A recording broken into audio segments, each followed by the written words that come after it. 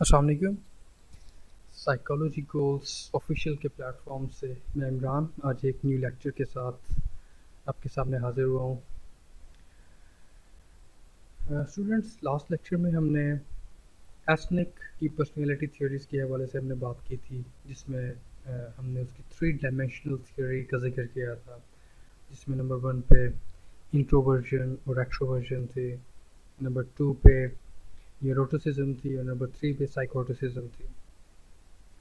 इन 3 उसकी थ्योरीज़ को हमने इन डिटेल डिस्कस किया था।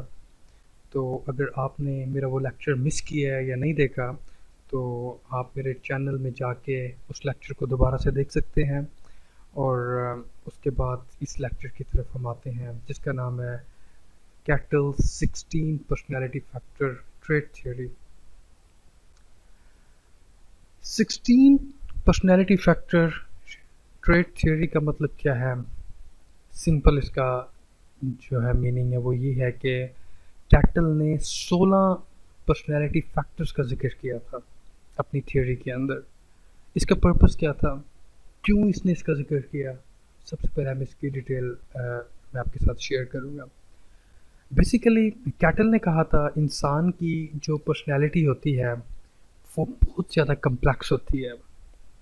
वो 3 डायमेंशन से या 2 डायमेंशन से जो है उसको आप कंप्लीटली नहीं देख सकते, उसको आप कंप्लीटली अंडरस्टैंड नहीं कर सकते। इसलिए उसने कहा था कि इंसान के बिहेवियर को जज करने के लिए 3 डायमेंशनल थ्योरी वो फेल है।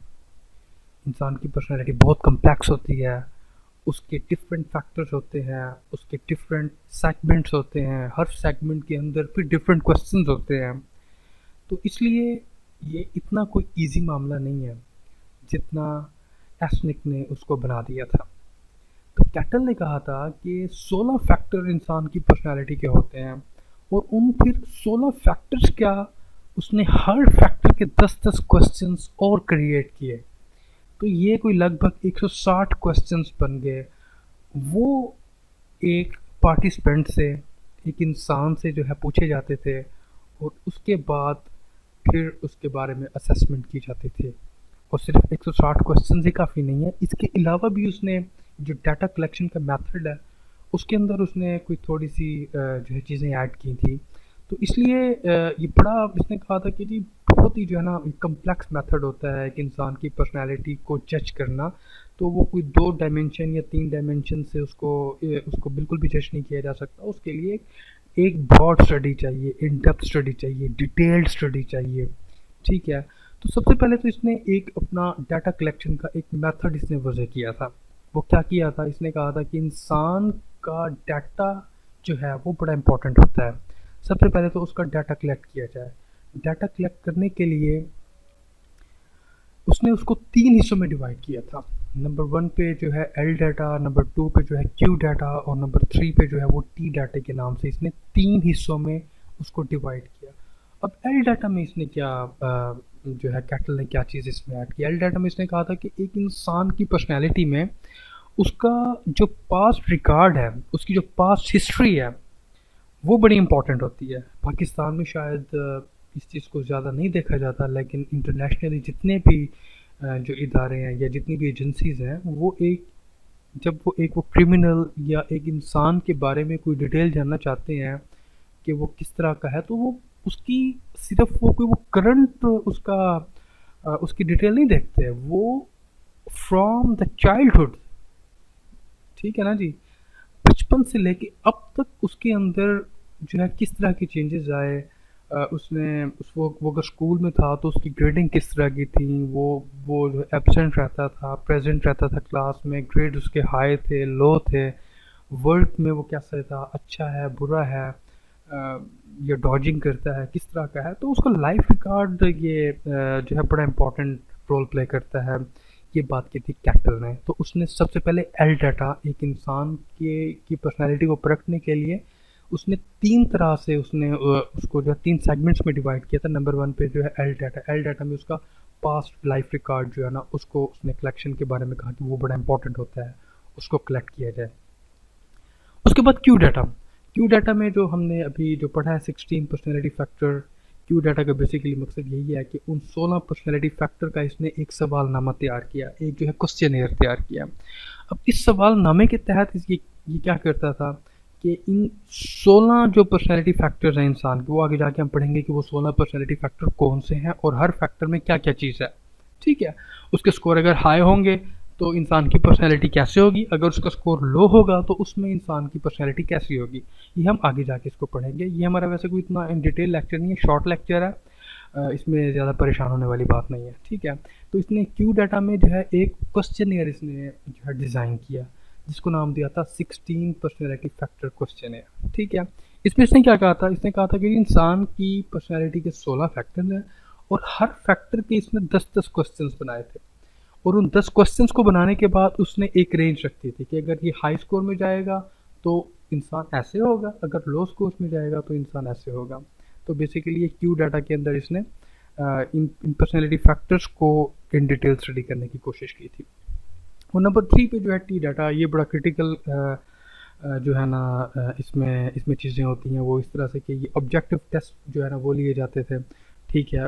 जो क्लोज एंडेड जो क्वेश्चंस होते थे वो पूछे जाते और उसके बाद उसकी पर्सनैलिटी को जो है ना वो जज करने की कोशिश की जाती। बेसिकली ये 3 मेथड थे। नंबर 1 एल डाटा में लाइफ रिकॉर्ड, क्यू डाटा में 16 पर्सनैलिटी फैक्टर्स वाला क्वेश्चन होता है, और टी डाटा के अंदर क्या चीज़ होती है, ऑब्जेक्टिव टेस्ट उसमें डिज़ाइन किए थे एक पर्सनैलिटी को जांचने के लिए, उसको परखने के लिए।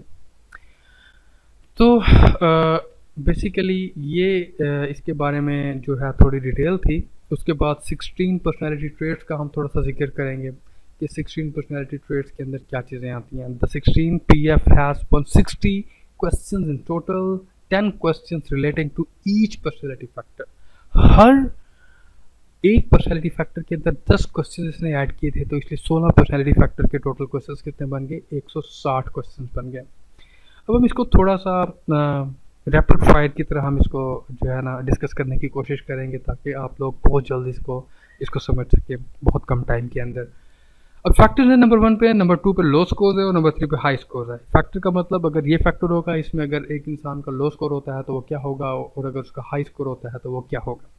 सबसे पहले जी वार्मथ, एक इंसान कितना गर्म जोश है। अगर उस गर्म जोशी के क्वेश्चंस जो मतलब जो 10 क्वेश्चंस हैं उसमें अगर उसके स्कोर हाई हुए इंसान के तो वो क्या होगा, सपोर्टिव होगा, कंफर्टिंग होगा। और अगर उसका स्कोर लो हुआ तो वो सेल्फिश या बड़ा जो है मतलब खुदगर्ज टाइप इंसान होगा। उसके बाद इंटेलेक्ट है, इंटेलेक्ट का लेवल अगर उसका हाई होगा तो वो एनालिटिकल होगा, उसकी थिंकिंग जो है एब्स्ट्रैक्ट होगी, और उसका जो ब्रेन का लेवल होगा वो बहुत अच्छा होगा, इंटेलेक्चुअल लेवल। अगर उसमें उसके इंटेलेक्ट लेवल में अगर स्कोर उसका लो होगा तो वो क्या होगा, वो इंस्टिंक्टिव होगा और अनस्टेबल होगा। मीन्स के उसकी स्टेबिलिटी का लेवल कम होगा, उसकी जो समझ का लेवल होगा वो भी बहुत ज़्यादा कम होगा। इसके बाद इमोशनल स्टेबिलिटी है। इमोशनल स्टेबिलिटी के अंदर क्या चीज़ आती है, इमोशनल स्टेबिलिटी के अंदर अगर उसका स्कोर हाई होगा इमोशनल स्टेबिलिटी का तो उसके अंदर जो है काल्मनेस ज़्यादा होगी और उसका लेवल हेडेड जो है ना वो होगा। और अगर इमोशनल स्टेबिलिटी एक इंसान के अंदर कम है, स्कोर लो आता है, तो वो इंसान मूडी होगा और जो है इरिटेट करेगा बहुत जल्दी। इसके बाद एग्रेसिवनेस एक और पर्सनैलिटी फैक्टर है। इसमें अगर एक इंसान की पर्सनैलिटी जांच रहे हो और उसका एग्रेसिवनेस का स्कोर हाई होगा तो वो क्या होगा, उसके अंदर टफनेस ज़्यादा होगी। और अगर उसका जो है एग्रेसिवनेस का जो लेवल है अगर वो कम होगा तो क्या होगा, डोसाइल होगा। डोसाइल का क्या मतलब होता है कि ओबीडियंट होगा इंसान वो, ठीक है। और वो मोडेस्ट होगा, मतलब दरमियाने वो जो है ना मिजाज का इंसान होगा। उसके बाद लिवलीनेस, एक इंसान कितना जीदार होता है, जिंदा दिल होता है। अगर उसका स्कोर हाई होगा तो वो फन लविंग होगा, वाइल्ड होगा। अगर उसका स्कोर लो होगा तो वो जो है सोम्बर होगा। सोम्बर का मतलब होता है डल और रिस्ट्रेंड होगा, ठीक है। इसके बाद ड्यूटीफुलनेस है। अगर ड्यूटीफुलनेस में जो 10 क्वेश्चंस हैं उसमें अगर एक इंसान का स्कोर हाई होगा तो वो ट्रेडिशनल होगा और कन्फॉर्मिटी होगा। और अगर उसका स्कोर जो है लो होगा तो वो जो है अनट्रेडिशनल होगा। उसके बाद जो है सोशल असर्टिवनेस है। सोशल असर्टिवनेस के अंदर अगर स्कोर हाई होगा तो वो बोल्ड होगा, और अगर स्कोर लो होगा तो वो शाय किस्म का इंसान होगा, शर्म महसूस करेगा। सेंसिटिविटी का लेवल अगर हाई होगा तो वो इंसान जो है टची होगा और सॉफ्ट होगा। और अगर उसमें उसका स्कोर लो होगा तो उसका कोर्स और मतलब टफ होगा। कोर्स का मतलब ये है कि हार्श इंसान होगा और उसके अंदर टफनेस ज़्यादा होगी। एक इसके बाद है पैरानोया। पैरानोया का आपको पता होगा कि ये एक साइकोलॉजिकल डिसऑर्डर है, जिसमें अगर एक इंसान को ये डिसऑर्डर हो तो उसके अंदर शक मिजाजी का लेवल बहुत हाई होता है। ठीक है, अगर पैरानोया का स्कोर हाई होगा तो वो सस्पिशियस होगा, मतलब शक्की मिजाज होगा। अगर स्कोर लो होगा तो वो ट्रस्ट वर्दी होगा और इजी गोइंग होगा। उसके बाद एब्स्ट्रैक्टनेस है। एब्स्ट्रैक्टनेस में अगर स्कोर हाई होगा तो वो इमेजिनेटिव होगा, स्ट्रेंज होगा। अगर स्कोर लो होगा तो वो प्रैक्टिकल इंसान होगा।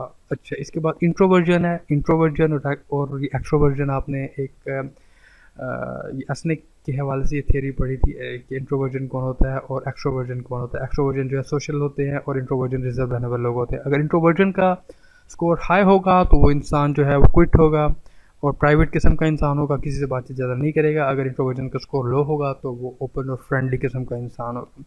एंजाइटी का लेवल अगर हाई होगा तो उसके अंदर फेयरफुलनेस ज़्यादा होगी, सेल्फ डाउटिंग ज़्यादा होगी, चीज़ों से डर खौफ बहुत ज़्यादा होगा। अगर एंजाइटी का स्कोर उसका कम होगा तो वो कॉन्फिडेंट होगा और सेल्फ अश्योर्ड होगा, उसको अश्योरेंस होगी हर चीज़ के बारे में, 100% श्योरिटी होगी। ओपन माइंडेडनेस है जी नेक्स्ट इसका फैक्टर। ये फैक्टर नंबर जो है 13 है। इसमें क्या होता है जी, अगर स्कोर हाई होगा तो इसलिए इंसान जो है क्यूरियस होगा और सेल्फ एक्सप्लेनेटरी होगा, मतलब बहुत सी चीज़ों को जांचने की कोशिश करेगा। और अगर इसका स्कोर लो होगा तो क्लोज माइंडेड होगा, लिमिटेड किस्म का इंसान होगा। और इंडिपेंडेंस है। इंडिपेंडेंस का अगर लेवल इसका हाई होगा, स्कोर हाई होगा तो ये लोनर होगा और मतलब ये कि तनहा पसंद मतलब रहने वाला इंसान होगा। और अगर इंडिपेंडेंस का इसका स्कोर लो है तो वो सोशल होगा और आउटगोइंग होगा। इसके बाद परफेक्शनिज्म है। परफेक्शनिज्म में स्कोर हाई होगा तो वो ऑर्डरली होगा, मीन्स चीज़ों को मेंटेन रखेगा। और अगर परफेक्शनिज्म में स्कोर इसका लो होगा तो वो डिसऑर्गेनाइज्ड होगा, चीज़ों को ठीक से मेंटेन नहीं कर सकेगा। लास्ट है जी इसका फैक्टर टेंशन। अगर टेंशन में स्कोर इसका हाई होगा, ऑब्वियसली एक इंसान को अगर टेंशन ज़्यादा होगी तो वो स्ट्रेसफुल होगा, अनसेटिस्फाइड होगा। और अगर उसको टेंशन कम होगी, टेंशन में स्कोर उसका लो होगा तो वो रिलैक्स होगा और कूल होगा। तो इस हिसाब से जो है एक कैटल ने स्कोरिंग की, मतलब अगर स्कोर्स उसके लो आ रहे होते थे तो ये चीज़ें ऐड कर देता था, अगर स्कोर उसके हाई आ रहे होते थे तो राइट साइड पे जो चीज़ें इसमें आई हुई हैं वो ऐड कर देता था। तो बेसिकली 16 पर्सनैलिटी फैक्टर या 16 पर्सनैलिटी जो है ट्रेड थियरी जो है, इसमें ये चीज़ें उसने ऐड की थी। और ये तकरीबन कोई लगभग 160 क्वेश्चन से उसका पास्ट लाइफ रिकॉर्ड भी उसके अलावा है, उसके बारे में भी जो है सवाल जवाब उससे किए जाते थे, उसका डाटा कलेक्ट किया जाता था। तो ये लगभग बहुत ही इन डिटेल्ड एक इंसान की पर्सनालिटी की असेसमेंट का एक मेथड था, जिसको नाम दिया गया था 16 पर्सनालिटी फैक्टर या 16 पर्सनालिटी ट्रेट थियरी, जो कि बहुत इंपॉर्टेंट है आपकी एग्जामिनेशन पॉइंट ऑफ व्यू से। आप इसको देखें और इसको आप याद करें। और अगर इस लेक्चर में कोई भी चीज़ रह गई है या कोई पॉइंट आपको समझ में नहीं आया तो कमेंट बॉक्स के अंदर आप उसको उसको आप जो पूछ सकते हैं मुझसे, मैं आपको उसका आंसर करूँगा। और आई होप कि आपको ये लेक्चर ठीक से समझ आया होगा। नेक्स्ट लेक्चर जो है उसमें हम जो है एलपोर्ट्स जो है ट्रेड थियरी, ये अथॉरिटेरियन पर्सनालिटी के हवाले से हम बात करेंगे। ये भी अभी हम क्योंकि एक पर्सनालिटी थियरीज़ की हम बात कर रहे हैं तो हम सारी पर्सनालिटी थियरीज़ को हम कवर करने की कोशिश करेंगे। तो मेरे नेक्स्ट जो 2 लेक्चर होंगे वो भी पर्सनालिटी थियरीज़ के हवाले से होंगे। तो इसलिए आप मेरे चैनल को सब्सक्राइब कीजिए और मेरी वीडियोस को देखिए। अगर आपको पसंद आती हैं तो उनको लाइक भी कीजिए। और मैं नेक्स्ट लेक्चर के साथ इंशाल्लाह कल आपके सामने एक और नए लेक्चर के साथ, जिसका नाम होगा एलपोर्ट्स ट्रेड थियरी, उसके साथ मैं पेश होऊंगा। तब तक के लिए अल्लाह हाफिज़, गुड बाय।